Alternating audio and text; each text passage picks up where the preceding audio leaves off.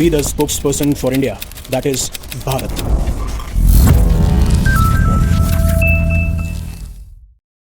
Hello, future leaders. When you meet an Indian and snake, kill the Indian first. और ऐसे काफी सारे resist comments हमने हमेशा देखे हैं। जब ब्रिटिश राज था तब भी हमारे ऊपर, हमारी रेस के ऊपर, हमारे कलर के ऊपर या जिस तरीके से हम बटे हुए थे कास्ट में, रिलीजन में, जिसका फायदा उठाया ब्रिटिशर्स ने भी एंड इवन अमेरिकन्स ले लीजिए, वेस्टर्न नेशन के लोग ले लीजिए, हमेशा से इंडिया को टारगेट करते हुए नजर आए हैं और ऐसे रेसिस्ट कमेंट हमें देखने को मिले हैं। पर जब मैं बात करता हूं when you meet an Indian and snake kill the Indian first, ये कहा किसने? अब जब से यूनाइटेड स्टेट्स के डिपार्टमेंट ऑफ जस्टिस ने एप्स्टीन फाइल्स या जो डॉक्यूमेंट्स हैं जिसमें 3 मिलियन से भी ज्यादा पेजेस हैं, वीडियोस हैं, रिकॉर्ड्स हैं, वो पब्लिश किए हैं, तो आप देखेंगे टिट्स एंड बिट्स में काफी ऐसी सारी चीजें हैं जो बाहर निकल के आ रही हैं। अब उसी में एक नॉर्वे के डिप्लोमेट हैं और ये फॉर्मर हैं। अभी आज के टाइम पे ये नॉर्वे के डिप्लोमेट नहीं है। पहले नॉर्वे के डिप्लोमेट थे 2015 के दौरान। इनकी एक कन्वर्सेशन हो रही थी जेफरी एप्स्टीन के साथ में और वही जो कन्वर्सेशन थी, वो एक ईमेल के फॉर्म में थी जो इनके द्वारा लिखा गया था जेफरी एप्स्टीन को। और उसी ईमेल के अंदर ये लिखा जाता है, क्या आपने वो कहावत सुनी है? अगर आप किसी सांप और भारतीय से मिले तो पहले सांप को मत मारना, भारतीय को मारना। और ये रिस्पॉन्स था जो जेफरी एप्स्टीन ने इनको ईमेल भेजा था। अब आगे जानने से पहले ये नॉर्वेजियन डिप्लोमेट है कौन? इन्होंने कौन-कौन सी पोजीशन ली है और इसका मतलब क्या है? हाँ, ठीक है, समझ में आता है कि इंडियंस को टारगेट किया जा रहा है। हमें बार-बार ये रेसिस्ट अटैक्स देखने को मिलते हैं। हम कहीं भी चले जाएँ, कितने भी सक्सेसफुल हो जाएँ, कितनी भी मेहनत कर लें, कितना भी काम कर लें, हमेशा हमें सिर्फ़ इन्हीं नज़रों से देखा जाता है। अब इसका क्या इंटरप्रिटेशन है, ये किन-किन पोजीशन पे थे और क्या एनालिसिस हो सकता है, उससे पहले अनअकैडमी आपके लिए लेके आया है 3 डे फ्री ट्रायल। यानी कि आप अगर सोचते हैं कि आप यूपीएससी की तैयारी करना चाहते हैं या फिर आपके रिलेटिव्स में या फिर आपके रिलेशन में भाई-बहन, दोस्त सोच रहा है, तो प्लीज़ ये वीडियो उन तक शेयर कीजिएगा जिससे जो डिस्क्रिप्शन में लिंक है, वो उसको एक्सेस कर पाए 3 डे फ्री ट्रायल को जिसकी आज आखिरी तारीख है या फिर आखिरी डेट है। इसमें आपको सारे टीचर्स कैसा पढ़ाते हैं, कैसे नोट्स देते हैं, क्या टेस्ट सीरीज़ है, सबका एक्सेस मिलेगा free of cost so that you can decide whether Unacademy is good for you और नॉट। और ये ट्रांसपेरेंसी हर एक कोचिंग इंस्टीट्यूट या फिर कोई भी एडटेक के अंदर होनी चाहिए कि वो पहले एक्सेस दे, जिससे वो बच्चा डिसाइड कर पाए। चलिए अब अपने टॉपिक पे आते हैं। अब पहली चीज़ तो आपको कुछ-कुछ पॉइंटर्स पहले समझते हैं एंड देन उसके बाद में इसको इंटरप्रेट और एनालाइज़ करते हैं। हाँ, ठीक है कि ये एक रेसिस्ट अटैक है और अब मैं उसको काउंटर करने के लिए बात कर रहा हूँ। बट आप देखिए कि जो ये नॉर्वेजियन डिप्लोमैट हैं, ये एक तरीके से डिप्लोमैट थे और डिप्लोमैट के साथ-साथ में ये इंटरनेशनल पीस इंस्टीट्यूट के प्रेज़िडेंट रह चुके हैं। यूनाइटेड नेशन के एनवॉय रह चुके हैं। तो एक ऐसा इंसान जो डिप्लोमैट है, जो वर्ल्ड इंस्टीट्यूट पे बैठ चुका है, यूनाइटेड नेशन का एनवॉय और एम्बेसडर रह चुका है, ऐसी रिस्पेक्टफुल पोज़ीशन पे बैठ चुका है जहाँ पे वो बहुत बड़े लेवल पे और ग्लोबल लेवल पे अपने आप को रिप्रेज़ेंट कर रहा है और वो ऐसी सोच दिखाता है। यानी कि आप कितने भी पढ़ लें, लिख लें, आप कितने भी ओहदे पा लें, लेकिन जो एक आपकी मायोपिक व्यू है ना, ये आपकी जो संकीर्ण सोच है, वो आप बाहर नहीं निकाल सकते और वही चीज़ देखने को मिलती है कि ऐसे लोग कैसे आ सकते हैं ऐसी-ऐसी पोज़ीशन पे जिनकी सोच ही ऐसी हो। दूसरा, ये स्टेटमेंट हेट्रेड दिखाता है, डिस्क्रिमिनेशन दिखाता है अगेंस्ट इंडियंस और आप स्नेक से ज़्यादा खतरनाक इंडियन को मान रहे हैं। आप समझिए, अगर आपको नहीं पता, आप सबको पता है। अब आप देखेंगे तो स्नेक एक एनिमल है और आप जब स्नेक की बात करते हैं तो ये कहते हैं कि हाँ, कुछ वेनमस होते हैं, किसी में ज़हर होता है, किसी में नहीं होता है, ये काट लेते हैं। बट स्नेक के बारे में ज़्यादा बात की जाती है कि बहुत ही सडनली और छुप-छुप के अटैक किया जाता है, राइट? काफ़ी बार कहा जाता है कि एकदम आपको पता भी नहीं लगने देंगे कि कब ये अटैक कर देंगे और आप पे अटैक कर देंगे। लेकिन स्नेक, उसकी एक नेचुरल इंस्टिंक्ट है, राइट? ही इज़ ए मतलब स्नेक जो है एनिमल है, उसकी खुद की एक नेचुरल इंस्टिंक्ट है। बट आप इंडियंस को इनसे ज़्यादा कंपेयर कर रहे हो कि हम बैक स्टैब करेंगे या फिर हम छुप के आपके ऊपर अटैक करेंगे। हमने कभी ऐसा नहीं किया है।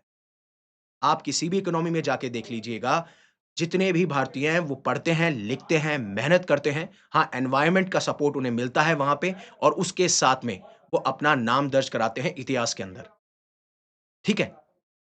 और एक चीज़ इससे मैं आपको एक फिलॉसफिकल एडवाइस मान लीजिए या आप नॉर्मल एडवाइस मान लीजिए, जब भी आप कोई ऐसा काम कर रहे हैं, जो आपको अच्छा लगता है, आपको सुकून देता है, आपको लगता है कि आप बेहतर कर सकते हैं, तो लोग आपको टारगेट करेंगे। आप जब आगे बढ़ेंगे, तो लोग आपको टारगेट करेंगे। जब आप बहुत कुछ अच्छा कर रहे होते हो, भीड़ की सोच से अलग होते हो, मेहनत कर रहे होते हो, आगे बढ़ रहे होते हो, लोग आपको टारगेट करते हुए नज़र आएँगे। अगर आपने गेम ऑफ थ्रोन्स देखी होगी, तो जिस तरीके से जॉन स्नो को ये कहा जाता है कि अगर आपको पता है कि ये आपकी वीकनेस है, आप उससे हर्ट फ़ील करते हो, अगर आप उसके ऊपर रिएक्ट करना बंद कर दोगे, तो then it will be fine.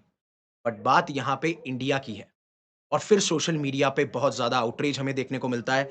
किस तरीके से लिखा जा मतलब बहुत ज़्यादा लिखा गया है कि they hate Indians all of them, ये ऐसी इनकी मेंटालिटी रही है। एक्स पे भी रिसेंटली कितना रेसिज़्म होता है, बार-बार ये रेसिज़्म के इंसिडेंट आपको देखने को मिलते हैं।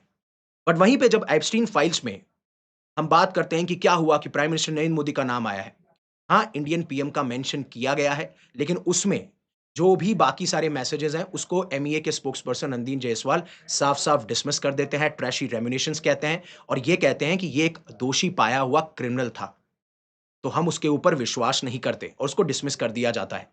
हाँ, सिर्फ़ एक फैक्ट को हम मानते हैं कि प्राइम मिनिस्टर ने ऑफ़िशियल विज़िट की थी इज़राइल के अंदर 2017 के अंदर और पीएम मोदी पहले ऐसे इंडियन प्राइम मिनिस्टर थे जिन्होंने 1992 में जब इंडिया और इज़राइल के डिप्लोमैटिक रिलेशन एस्टेब्लिश हुए, वो पहले ऐसे प्रधानमंत्री बने जो इज़राइल जाते हैं। उसके अलावा सारी की सारी चीज़ें हम डिसमिस करते हैं।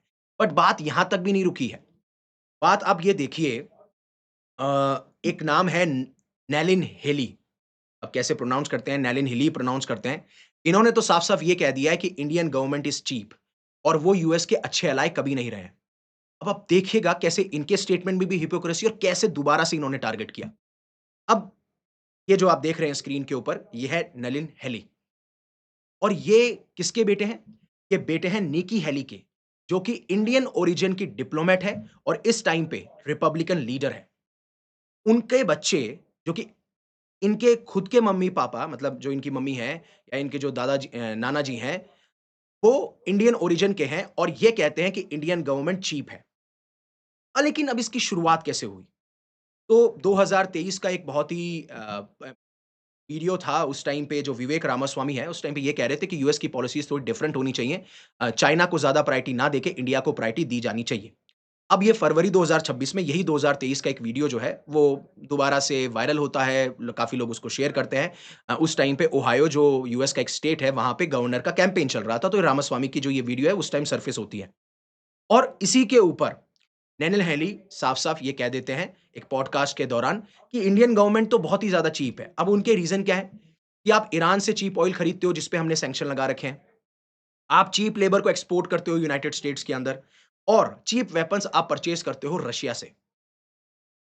अब या तो इनको फॉरेन पॉलिसी की समझ नहीं है, या फिर इन्हें ये नहीं पता कि हर एक कंट्री के अपने नेशनल इंटरेस्ट होते हैं। वो किस कंट्री के साथ में कैसे रिश्ता रखना चाहती है, वो उसकी स्ट्रैटेजिक ऑटोनॉमी बताती है। ये चीज़ इनको नहीं समझ में आती। हम क्यों ना खरीदें रशिया से चीप ऑयल या फिर क्यों ना खरीदें हम वेपन्स? जब उनकी टेक्नोलॉजी अच्छी है, वो हमें टेक्नोलॉजी ट्रांसफ़र करते हैं। जैसा आपने एस-400 के टाइम पे भी देखा होगा, जब इंडिया-पाकिस्तान का कॉन्फ्लिक्ट देखने को मिला था, बहुत अच्छा साबित हुआ था। हम जब आपके फाइटर जेट्स पे सवाल उठाएँ, हम आपको क्वेश्चन करें या आपके सामने ना झुकें, then you will not tolerate this. और मैंने कहा ना, जब आप किसी और के द्वारा किए गए डिसीजन को नहीं मानते हैं, आप अपने डिसीजन मानते हैं जो आपके लिए बेहतर है, मतलब आप मैनिपुलेट नहीं होते हैं और इंडिया के टर्म्स में बोलूँ तो आप अपनी स्ट्रैटेजिक ऑटोनॉमी को फॉलो करते हैं, तो it will hurt them and that is what it's hurting them. अब ईरान से क्यों ना लें चीप ऑयल? अब ईरान से धीरे-धीरे हमने चीप ऑयल कम किया, रशिया की तरफ गए, तो फिर उस आपने रशिया के बारे में बात कर दी और वेनेजुएला का चीप ऑयल आपको बेचना है, क्योंकि आपके अब इंटरेस्ट वहाँ पे इन्वॉल्व्ड हैं। तो when you are thinking about your interest, we will also think about our interest. अब कोई चीज़ ऑयल है, अच्छी है, अगर सस्ती मिल रही है, तो क्यों हम अपना एक्सपोर्ट बिल बढ़ाएँ? कोई अच्छा वेपन है, हमने कंपेयर किया है, हमने रिलेशन देखे हैं, हमने देखा है कि हमारी क्या जो रिक्वायरमेंट है डिफेंस की, उसके हिसाब से अगर सब कुछ बढ़िया है, तो हम क्यों ना खरीदें? अगर सस्ता है, इसका मतलब ये थोड़ी कि खराब है। सीमेंट थोड़ी है, सस्ता नहीं और अच्छा है। हाँ? ऐसा थोड़ी है। ऑयल वही है, रिफाइन हमें ही करना है। वेपन हमने कंपेयर किए हैं, ऐसा तो नहीं है कि हाँ, चीप मिल रहे हैं तो ले लेते हैं।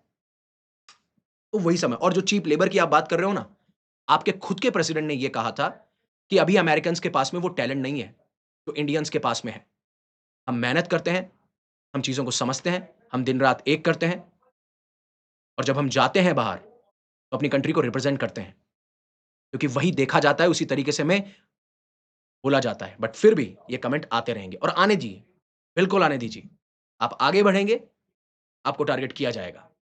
अब बात ये है, ये तो H-1B जो वीज़ा प्रोग्राम है, जिसके तहत कंपनीज़ हायर करती हैं इंडियन टैलेंट को और इसके बीच में आपने देखा होगा H-1B वीज़ा की प्राइस बहुत ज़्यादा बढ़ा दी थी, जो प्रोग्राम के तहत। अब ये तो बोलते हैं कि इसको कंप्लीटली टर्मिनेट कर देना चाहिए, ऐसा कुछ होना ही नहीं चाहिए। इसकी वजह से हो क्या रहा है, चीप लेबर आ रहा है, चीप इम्पोर्ट आ रहा है और फिर उसके बाद में वो हमारी जॉब खा जाते हैं, राइट? और इंडिया तो आपको डिप्लोमैटिक प्रेशराइज़ करेगा क्योंकि उन्हें तो पैसा चाहिए क्योंकि जब यहाँ से लोग आते हैं, वहाँ पैसा कमाते हैं, फिर वो इंडिया में भेजते हैं, तो रेमिटेंसेस आते हैं। तो वो तो आपके ऊपर डिप्लोमैटिक प्रेशर बनाएँगे ही। और फिर ये अपने पर्सनल कहानियाँ बता रहे थे अपने फ्रेंड्स की, कि कुछ ऐसे लोग होते हैं मतलब जो मेरे फ्रेंड्स हैं या फिर जो बाकी सारे लोग हैं जो ग्रेजुएट होते हैं, उनके ऊपर 6 फिगर कर्ज़ा होता है, उनके पास में कोई जॉब नहीं होती और वहाँ से हम कोई इम्पोर्ट करते हैं और उसको जॉब मिल जाती है। Because we have skills. आप अपने मार्केट पे काम कीजिए, राइट? आप ये देखिए कि कैसे आप कंज़्यूमर इकोनॉमी से प्रोड्यूसर इकोनॉमी बन सकते हैं, अपने लोगों को जॉब दे सकते हैं। आप मेक अमेरिका ग्रेट अगेन बनाइए ना। बट दिक्कत यही है, आगे बढ़ने से यही दिक्कत आती है। लेकिन सबसे बड़ी हिपोक्रेसी ये है, जो इंसान ये कह रहा है कि H-1B वीज़ा को कंप्लीटली टर्मिनेट कर देना चाहिए, उनके खुद के जो ग्रैंडफ़ादर हैं, वो इमिग्रेट हुए थे यूएस के अंदर सिर्फ़ अपॉर्च्युनिटी के लिए इन 1969 और आज 2026 में यही जो नलीन हैली हैं, वो ये कह रहे हैं कि H-1B वीज़ा को खत्म कर दो। जब आपका टाइम था, आपके फ़ॉरफ़ादर्स ने जो मेहनत करी, उसकी वजह से आज आप इस स्टेज पे हो, आप ये बोल पा रहे हो and then you are doing all of these things. तो आप देख सकते हैं ये सारी चीज़ें और ऐसा नहीं है कि पहले नहीं हुआ है, पहले भी हुआ है। मालदीव्स, लक्षद्वीप की कंट्रोवर्सी भी आपको याद होगी। जब Indian prime minister Lakshadweep island जाते हैं, वहाँ विज़िट करते हैं, वहाँ की फ़ोटोज़ डालते हैं, तो 3 मालदीवियन डेप्यूटी मिनिस्टर्स बहुत ही डेरोगेटरी कमेंट करते हैं, बहुत ही भद्दे कमेंट करते हैं सोशल मीडिया के ऊपर। जहाँ पे पीएम को क्लाउन बोला जाता है, पीएम को पपेट बोला जाता है, इंडिया की क्लीननेस पे सवाल उठाया जाता है एंड एब्सोल्यूटली इंडिया को अगर आप क्लीनेस्ट स्टैंडर्ड देखेंगे, तो कहीं न कहीं अगर आप कंपेयर करेंगे वेस्टर्न नेशन के साथ में तो कम है।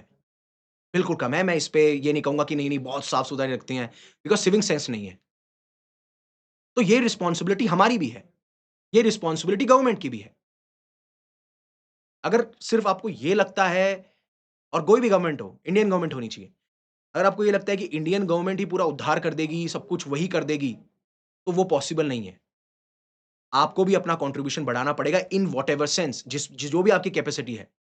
अगर आप कुछ खाना खा रहे हैं टॉफ़ी खा रहे हैं, कैंडी खा रहे हैं, तो आपके पास में इतनी तो कैपेबिलिटी है ना, चलो आप बोलोगे सर डस्टबिन नहीं है। हर 100 मीटर पे, हर 1 किलोमीटर पे डस्टबिन होना चाहिए। नहीं है तो पॉकेट में डाल लो, बैग में डाल लो, डस्टबिन जहाँ मिले वहाँ डाल दो। I think this you can do. ऐसी बहुत सारी चीज़ें हैं। कंस्ट्रक्टिव क्रिटिसिज़्म की बात करो, बट रिफॉर्म में आपको भी साथ देना पड़ेगा। मैं सबके बारे में बात कर रहा हूँ। और फिर उसके बाद में जो इंडियंस हैं वो एक साथ आते हैं जब ये कहा जाता है। तब क्यों आए? तुम्हें लगा इंडियंस को टारगेट किया गया है। बॉयकॉट मालदीव्स। काफ़ी लोग मालदीव जा नहीं रहे थे, उनके आइलैंड को विज़िट नहीं कर रहे थे। उसके बाद में मालदीवियन गवर्नमेंट को सस्पेंड करना पड़ा अपने मिनिस्टर्स को। वैसा ही पीटर नवारो का जो ब्राह्मिन्स कमेंट था, जब इंडिया और यूएस के बीच में जो ट्रेड वॉर तो नहीं कहूँगा, जो टैरिफ्स हम पे लगा दिए गए थे, उसके बाद में हमारे ऊपर बहुत कमेंट किए गए कि इंडिया तो टेबल पे आ नहीं रहा है, अलग अगेन एंड अगेन, क्योंकि we were not coming at negotiating table और यही तो दिक्कत हो गई। नेगोशिएशन हो ही नहीं रहा। ऐसे नहीं कह रहा हूँ कि बैक चैनल पे नेगोशिएशन चल नहीं रहा था, बट एट लीस्ट आप हमको प्रेशराइज़ करके और जूनियर पार्टनर कंसीडर करके तो हम नहीं आ रहे थे ना नेगोशिएटिंग टेबल पे। और वही बात है कि ब्राह्मिन्स को प्रॉफिट होता है at the expense of Indian people. जिस तरीके से रशियन ऑयल परचेज़ किए जा रहे हो, इनको सबसे ज़्यादा फ़ायदा हो रहा है, फिर उसके बाद में इसकी निंदा की गई, ये कास्टिस्ट है, ये सिनिस्टर है, ये क्या बोलूँ अब मैं? फिर उसके बाद में यूएस कमेंटेटर्स कहते हैं कि वो तो एक अमेरिकन टर्म बोस्टन ब्राह्मिन्स का इस्तेमाल कर रहा था, तो बोस्टन ब्राह्मिन्स लिखना नहीं चाहिए था ना, why did he mention Brahmins only? Boston Brahmins एक टर्म है जहाँ पे आप एलीट्स को रेफर कर रहे होते हो। Elites are making money out of when they are purchasing Russian oil and all. तो फिर आप बोस्टन ब्राह्मिन्स लिखते। तो ये सारी चीज़ें हैं। आई होप आपने समझ लिया होगा कि क्या एक एटमॉस्फियर है, बट डरना नहीं है। क्योंकि जब आप सही रास्ते पे होते हैं, जब आपको इकोनॉमिक ग्रोथ दिखती है, आपको सक्सेस दिखती है, आप अपने पाथ पे एकदम टिके हुए होते हैं, then only people will come and distract you. So do not get distracted but ये नैरेटिव्स कभी बिल्ड नहीं होने चाहिए. So that's it. Thank you very much for giving me your precious asset. That is your time. Stay safe, stay happy, take care. जय हिंद, जय भारत.